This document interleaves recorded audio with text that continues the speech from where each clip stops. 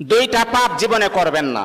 দুইটা এমন পাপ রয়েছে জীবনে করার চেষ্টা করবেন, আজকে থেকে আপনারা প্রমিস করবেন এই দুইটা পাপ আমরা কখনো করব না। আপনি নামাজ পড়েন নাই, আল্লাহ তাআলার যদি দয়া হয়ে যায় তাহলে আপনাকে মাফ করে দিবেন।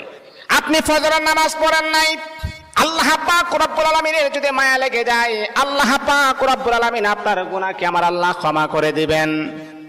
আপনি যদি নফল নামাজ ইবাদত বন্দেগী কম করেন, আমার আল্লাহ কিন্তু আপনাকে মাফ করে দিবেন। কিন্তু আল্লাহর নবী বলেন দুইটা এমন জঘন্যতম পাপ রয়েছে, এই পাপগুলার ক্ষমা আমার আল্লাহ জীবনে কখনো তার বান্দাকে করবে না। দুইটা পাপ এমন জঘন্যতম পাপ, এগুলা করা যাবে না। এক নাম্বার হচ্ছে অন্যের হক নষ্ট করা। অন্যের হক কখনো নষ্ট করবেন না।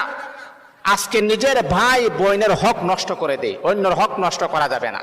দুই নাম্বার হচ্ছে আল্লাহ পাক রব্বুল আলামিনের সাথে শিরিক করা। যদি কোনো বান্দা আল্লাহ পাকের সাথে শিরিক করেন, আমার